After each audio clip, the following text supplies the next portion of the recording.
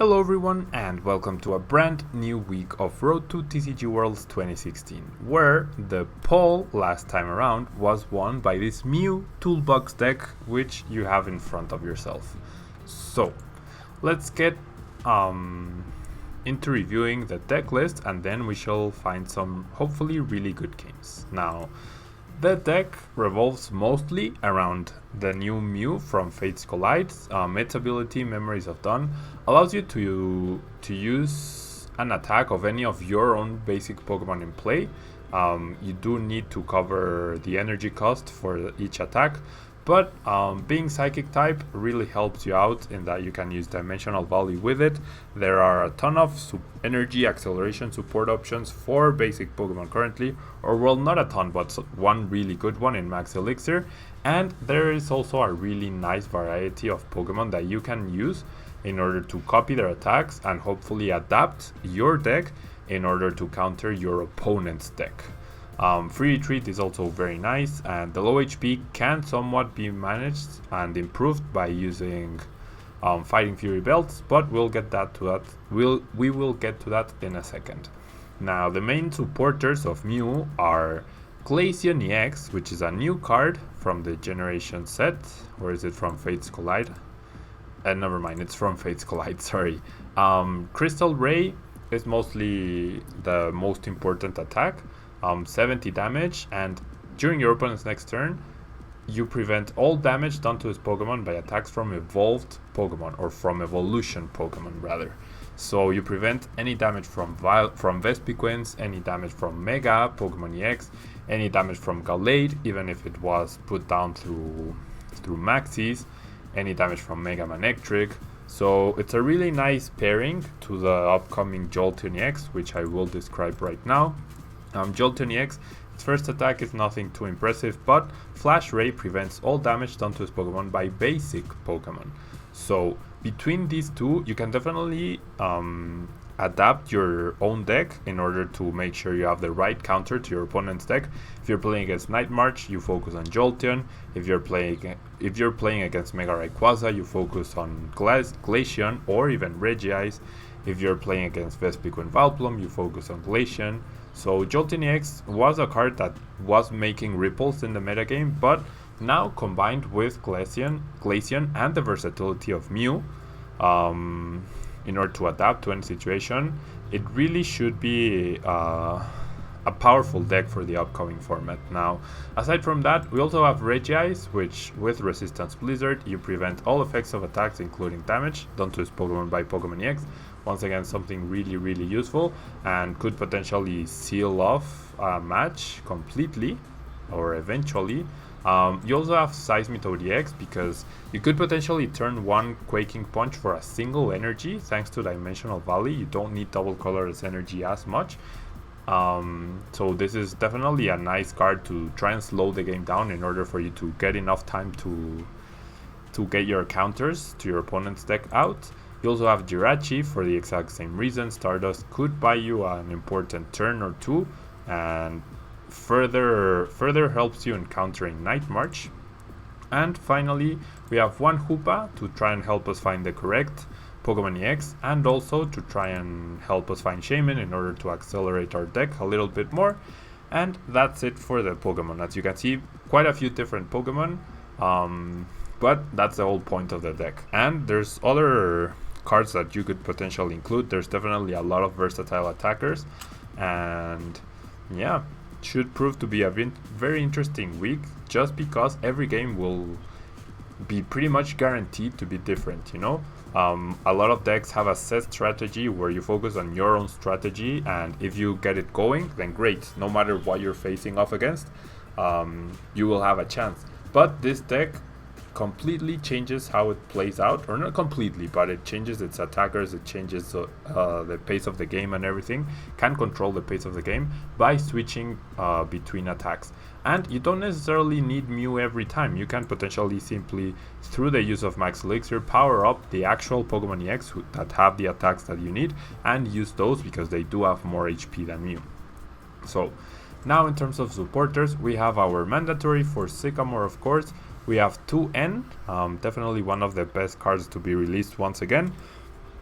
in the new set, 1 Lysander, so that we can target anything that might become a threat, and 1 AC because you usually do get stuck with a lot of, I guess, useless Pokemon on the bench sometimes, so this should definitely prove useful. And that's it for supporters, pretty straightforward. And then for item cards, we have our 4 versus Seeker to reuse those supporter cards for Ultra Ball to ensure we have the correct Pokemon in order to counter whatever our opponent is playing. For Trainer's Mail to find us all of our tools, item cards, and supporters.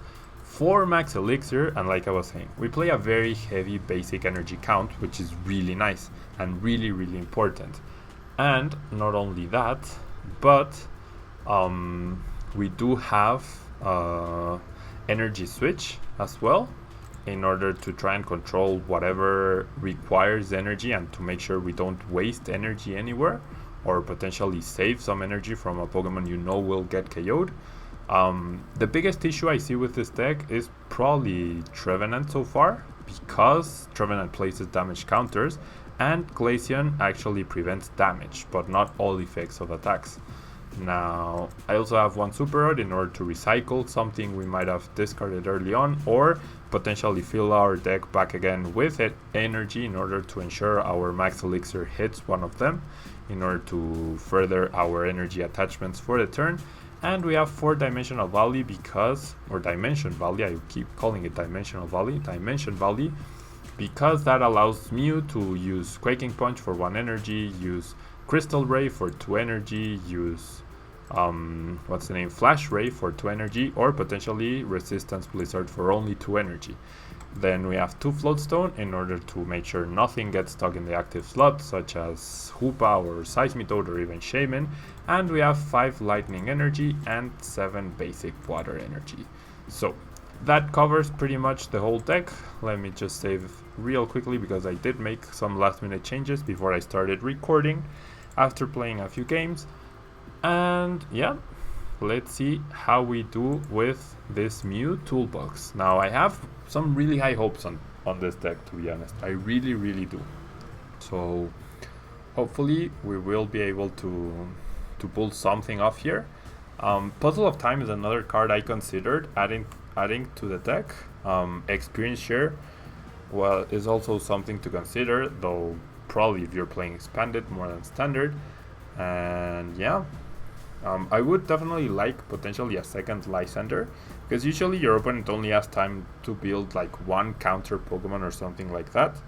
So if you manage to KO that 1 counter Pokemon, you would be in a very good position. And now we are up against a Grass Psychic colorless deck. So we might be up against a Vespiquen Vileplume. We do lose the coin flip, so if he goes first, wow, yeah, he does go first. So if he gets the turn 1 Vileplume, we might struggle a bit against him, because look, our hand is completely filled with item cards. And the Psychic type might be a Toxicroak. Oh no, it's actually Unknown, but that pretty much confirms Vespiquen Vileplume. Him starting Unknown is definitely best case scenario. If he somehow misses the turn 1 Vileplume, our number 1 goal will be to power up a Glaceon. That's all we need to do, because once we attack once with Glaceon, that should be more than enough in order to secure the win. And I don't know, it will be a pretty difficult game. That deck definitely explodes on turn 1, yeah. So maybe, I mean, I'm not going to give up, obviously, but as long as starting Glaceon was definitely worst case scenario. We need our second Glaceon potentially to not be priced. That's really, really important. And it would be ideal for him to whiff the turn 1 Vileplume so that we can potentially use, I don't know, at least 1 Max Elixir. Because like I said, once we attach once to Glaceon, we should be good. We really should be good. So we shall see. We shall see. There's an Acrobike.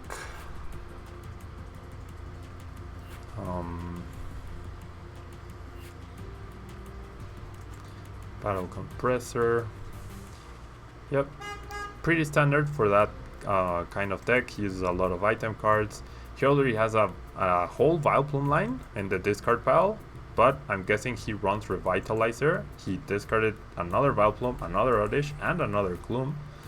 So that should indicate that he runs Revitalizer in order to get back a couple of Pokemon that way. He's discarding a ton of Vespiquen though. That's 2 Vespiquen in the discard pile. So my opponent is going all in, but I don't know how much he's actually accomplishing. Discards another Vespiquen and a double colorless energy. So I don't know. Maybe he sees Glaceon and realizes he won't be able to. Wow, very nice from my opponent. He realizes that if I manage to power it up, he won't be able to KO it. I also definitely, it works in my favor if he actually plays down Vileplume right now, that he has the unknown active, because I'm not gonna touch that unknown. I mean, in an ideal world, he wastes a DCE, discards a DCE in order to retreat that Glaceon. That's in an ideal world. And seeing how my opponent does have the option to use Shaman in order to attack and bypass the Glaceon EX, maybe trying to power up a Jolteon EX would be a good idea as well. Now my opponent is down to 11 cards, so I would be really surprised if he doesn't have the Vileplume just yet. I really would be quite surprised. He did discard 2 though. He finds the Floatstone. Is he going to attach that to Vileplume? That would be even better for me because, okay, he keeps it in hand and doesn't play the Vileplume. So, we have an opportunity here, thanks to the Floatstone. What I am going to do is, I'm going to play the Ultra Ball, I'm going to get rid of the AC and the Energy Switch. Let's hope, yeah, the second Glaceon is there, so that's definitely nice.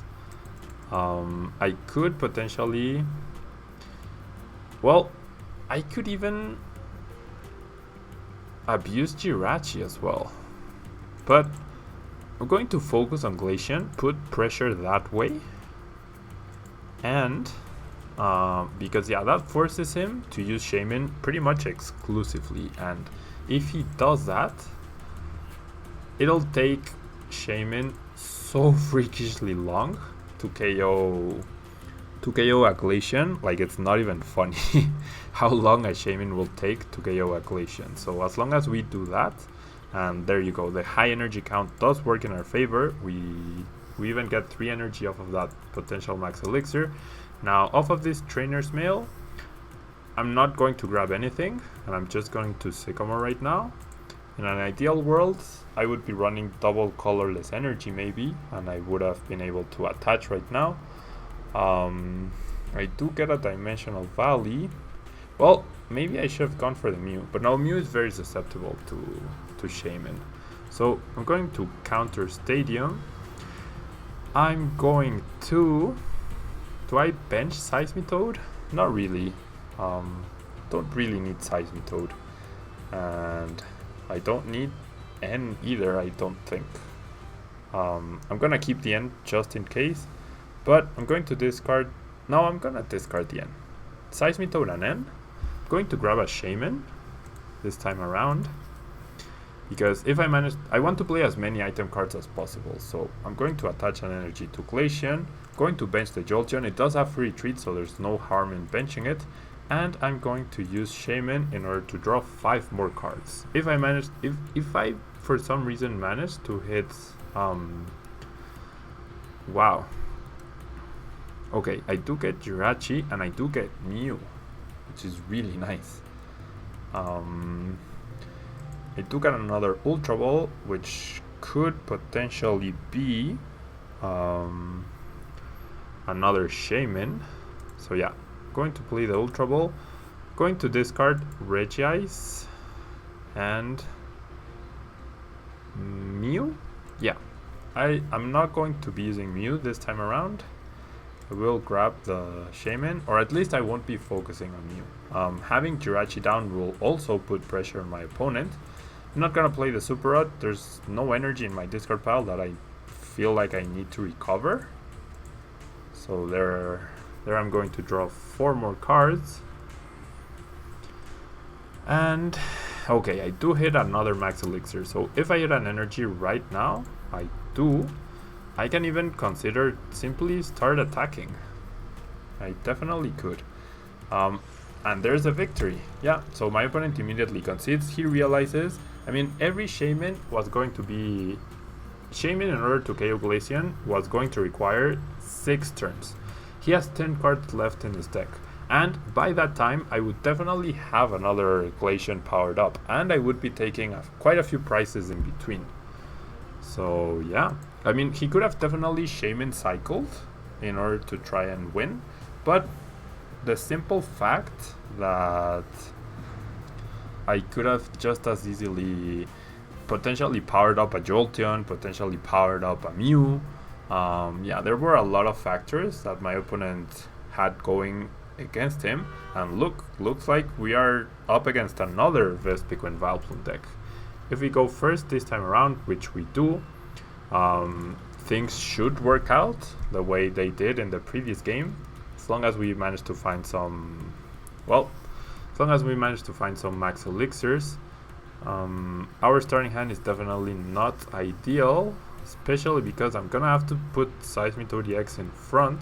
Well, I could put Shaman, actually, which is, I guess, harder to KO for my opponent.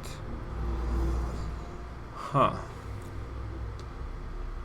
I guess I will play Shaman instead of Seismitoad, because I will get at least 1 turn of full trainers, so that should really help us out. My opponent also starts Shaman, so that's good.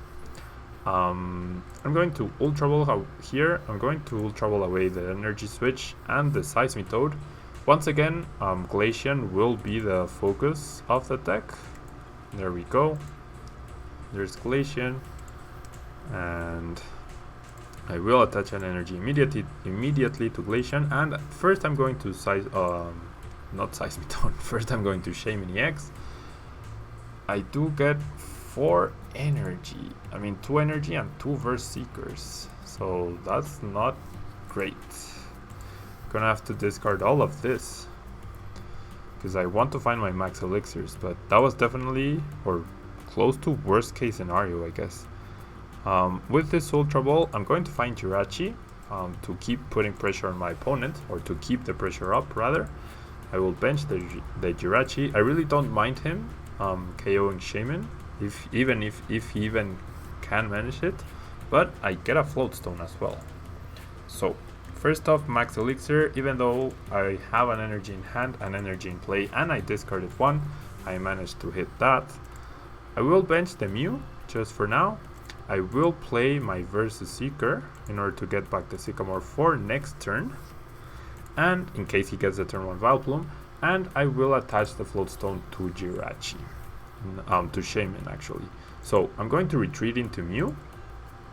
If he takes that prize card, that's perfectly fine by me, and I'm simply going to pass the turn now. Next turn, I will threaten my opponent with Glaceon. He should have a really hard time recovering from that.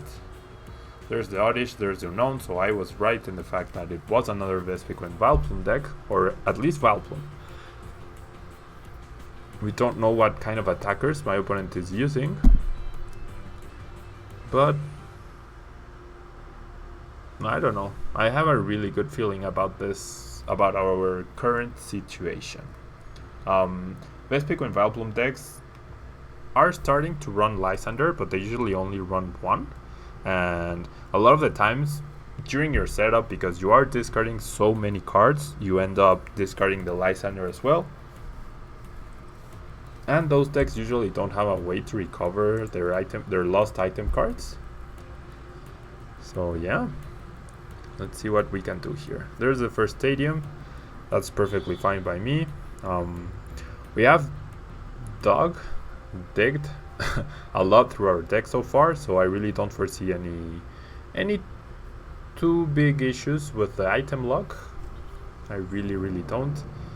And there's a perfect Shaman for 6. That's very nice, and My opponent is definitely in a better situation to Shaman Cycle than my other opponent was in the previous game, because he hasn't gone through so much of his deck like my previous opponent did. So that's definitely a viable strategy for him, and that's why maybe Mew will be, and potentially Jolteon, will be more important. Now, my opponent does Sycamore. He does play basic energy, which is really interesting. There's a Vileplume. There's another Floatstone immediately onto the Oddish. There's an Ultra Ball. Probably going for either the Gloom or the Vileplume, the missing piece, for him to start attacking. There's the Gloom. But yeah, we have Jirachi, we have Jolteon, we have Glaceon. So we should be in a pretty good position in order to prevent my opponent from doing too much. And maybe he doesn't even have the Vileplume. Nope, he doesn't. Okay. He generally doesn't have the Vileplume. Now, there's a ton of things I could do right now. I could copy Bunnelby's Burrow. I could even copy Vespiquen's attack. I could copy Sky Return as well. But what do I want to do? Okay, Shaman Cycle is an issue. Like I said, Shaman Cycle is an issue. So I need to find a way to entice my opponent into not going for the Shaman Cycle. I'm going to bench the other Mew. I'm going to attach the energy to Glaceon, and I'm actually going to end, because I don't know why I feel like Jolteon EX might be important at some point. I was really hoping to hit a Stadium here, but I didn't. I instead hit 3 Sycamores. So, I mean, yeah, I can start using Fighting Fury Belt and start attacking with Glaceon, but I will have a really hard time KOing a single Shaman, because my damage output is maximum 70. So, with that in mind, I'm going to retreat the Mew. When I'm still gonna do it, maybe he will whiff the DCE. I don't know. I mean, I do feel like we are in a bit of trouble here. I do feel like we are in a bit of trouble. 210 HP means Shaman's 7 hit KO me, which is great. In an ideal world, my opponent Sycamores, I guess. But that's in a very ideal world.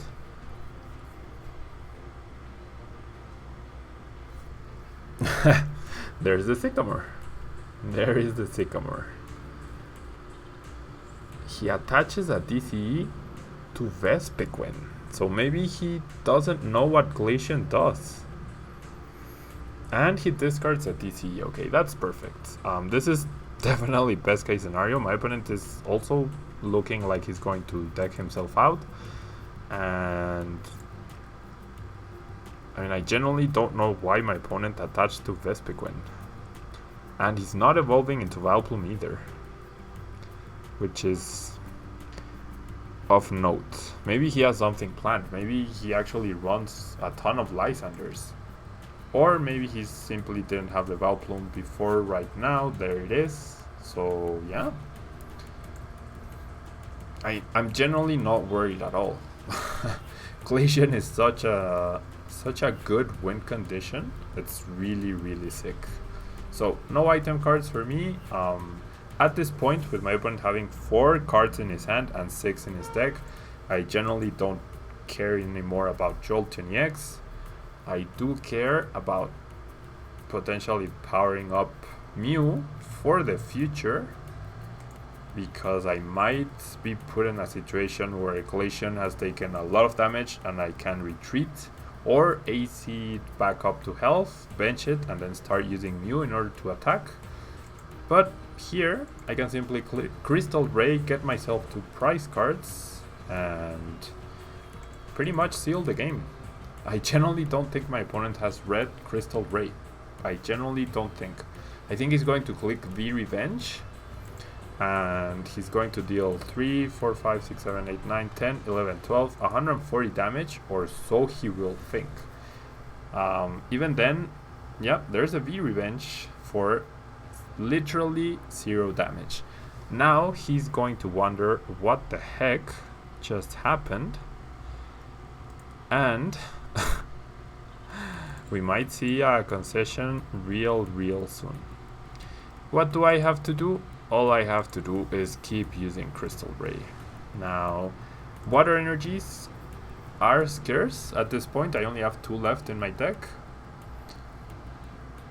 so that might be a trouble in the future. My opponent benches Unknown and uses its ability that will not save him, only make him deck himself faster. And yeah, I mean, I won't be drawing all my prizes this game, but only because he will deck himself first. That's the only reason why. And Shaman is not a big threat anymore in order to potentially stall me out and KO Glaceon that way. So yeah, my opponent needed to focus on Shaman cycling, and there's a victory. Yep. There's a victory. I don't know why. I don't know. Maybe Glaceon is so new that my opponents simply don't know what it does. So yeah, 2 pretty straightforward matches. Clearly Glaceon might be way too important for something like Vespiquen and Vileplume to handle, and maybe Glaceon EX's release will put that deck down. It is very interesting that after this weekend, Fates Collides is now legal for tournament play. So there's regionals upcoming next weekend. So this deck might actually see some play in the expanded regionals, and most likely in every nationals from here onwards.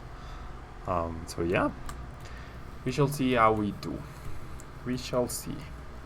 We do mulligan this time around, and we are going second. I didn't take note of what my opponent is potentially using, but not a big deal. As you can see, this deck can clearly adapt. I guess the main focus for now has been Glaceon instead of Mew, but well, there we go. We start Mew and we can potentially bench Glaceon. So yeah, pretty nice. Not gonna lie, this is a pretty nice start. Depending on what my opponent is playing, Glaceon might or might not be useful. If it's something like Night March, which it isn't. Wow, it's actually Aegislash? Trevenant Aegislash. So, like I was saying, Trevenant is an issue because Trevenant Break does place damage counters instead of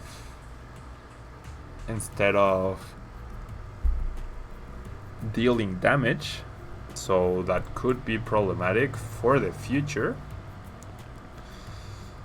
But if my opponent, yeah, he plays tier, no man. So I don't know how competitive my opponent's deck actually is. I could potentially KO my opponent right now with Glaceon's attack, so I'm going to aim to do that. I'm going to bench Hoopa, find myself Shaman, and potential, well, Seismitoad is a good option as well. So I'm gonna find myself Shaman and Seismitoad. Nothing else I really need. What I need are max elixirs. Well, yeah, what I need are max elixirs. So first I'm going to Trainer's Mail. I find a max elixir. That's good. Well, max elixir only attaches to the bench, so that's not too good. I mean, I do have AC, but okay. I'm going to bench Seismitoad. If I get an energy, I'm gonna attach it to Glaceon. I do get an energy, so I'm gonna attach it to Glaceon. My aim here is to find a stadium and find a regular energy to attach to Mew so that I can Quaking Punch. I don't find either, but I do find a Fighting Fury Belt, so I'm gonna attach that to Glaceon as well. And first off, I'm going to Jolteon EX. I still have good odds, I would say, to hit a stadium and a single energy. And there we go. I find a stadium. Wow. If I had retreated Mew, I could have even used Crystal Ray, actually. But I guess that would have been too much. Now, I even get to select who I attack. I mean, do I need to use a supporter right now? The Float Stone, I mean, I will attach it to Hoop, I guess.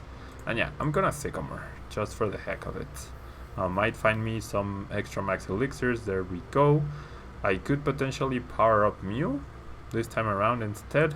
Not gonna be using Jolteon, so filling up the bench is perfectly fine. I will use the max elixir, but definitely gonna power up Glaceon. And I'm going to use look at all the attacks. I can use Sky Return, I can use Second Bite, or I will definitely choose to use Quaking Punch. If my opponent decides to evolve, that is perfectly fine.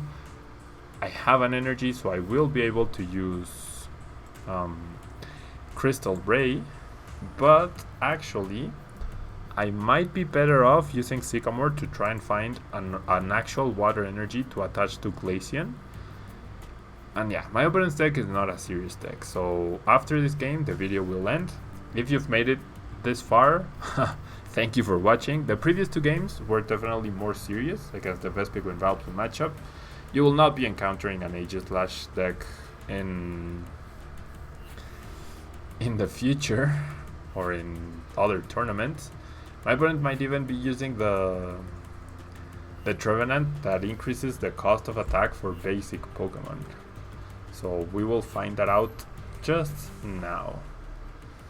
Nope, it's actually the item locking one. So we do have two choices here. I can go for the safe play, attach the energy and use Crystal Ray, but I would have really liked, I guess I should have attached the Fighting Fury Belt to the active Mew. I did top deck one, but now I cannot attach it. My opponent was also under item lock. And okay, I think my better play here is to attach the energy to the Mew, to the bench Mew, and use Sycamore. If I find a water energy, maybe I'll kick myself, but well, there it is. Two actually. But I can simply Quaking Punch once more. He might get a KO on Mew, but afterwards Glaceon can simply spam Crystal Ray, and pretty much make it so my opponent has no attackers. I mean, Deoxys does 30 damage, not a big deal. He actually finds Trevenant Break immediately, so he will be able to place 3 damage counters onto everything. Now I cannot KO Trevenant anymore, so I should have attacked with the other attack, but it's not a big deal. My opponent will find 2 prizes in his upcoming turn. It's really not a big deal. If I deal 90 and then I deal 80, that's 170, so that should be more than enough. So I'm going to Quaking Punch once again. He will KO both Mews, but then I can end him down to 4 cards and attack with Glaceon and get a KO and prevent any more damage on my opponent's from my opponent's Pokemon. He is powering up for that Aegislash. He could potentially bring out another Trevenant Break, but it's not looking too likely. But yeah, I set myself up for trouble when I decided to Quaking Punch on that second time instead of using Glacial Ray or Crystal Ray. I don't know why I keep calling it Crystal Ray or Glacial Ray. Sorry, I'm a bit confused, clearly. So, I'm gonna start powering up Seismitoad. You never know when I might have need of another attacker. I'm going to end my opponent down to 4 cards, and I won't have an item lock, or yeah, I probably won't have an item lock next turn. But my opponent will also not have an item lock himself. I can Crystal Ray and hopefully, I don't know, he doesn't know what it does and tries to attack with Aegislash. But I don't know, I'm feeling confident right now. If he wants to go for another Trevenant, that's fine. I will 2-hit KO it, thanks to the Fighting Fury belt. No matter if he's a Trevenant break or a regular Trevenant. And yeah, it's really not a big deal. At most he will be dealing 30 damage to everyone. Once again, that's perfectly fine. After I KO this Trevenant, I can potentially AC in order to save the Shaman. And yeah, my opponent doesn't even have Shaman himself, which is pretty bad for him.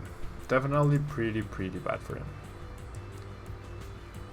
So. Touches a Floatstone. He evolves into Aegislash, which does double the number. Oh crap! Double the number of damage counters on each of your opponent's Pokemon. This attack does 10 damage to 2 of your. Okay, now I'm in trouble. Now I see why I might be in quite a bit of trouble, actually. Wow. Wow. Because if he gets off another... Oh, wow, he's actually just gonna Painful Sword right now. Yep. Wow, I'm going to lose. I am genuinely going to lose. And there's nothing I can do to stop it. Aegislash Trevenant break. Wow.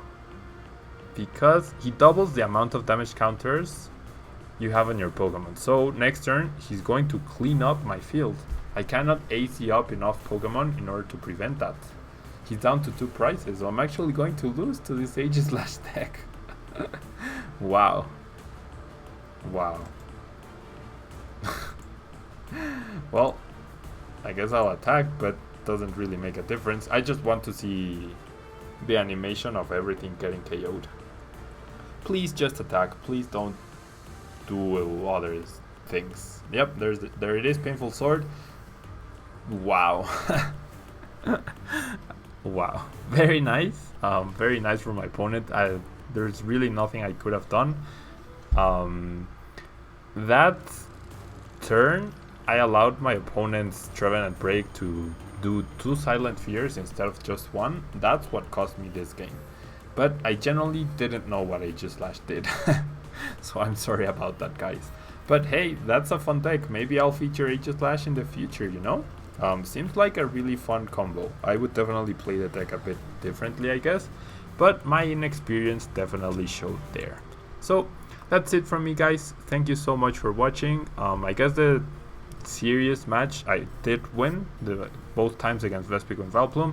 This Aegislash deck took me by surprise, definitely, and we paid for it costly. So that's it from me, guys. Thank you so much. Please don't forget to leave a like on the video. If we can get to 75 likes for this new Toolbox deck, it would be pretty amazing. It would really help out the channel, and I will see you guys tomorrow for the Spanish video, or on Wednesday for more TCG English action. Alright, thank you guys so much, and bye bye.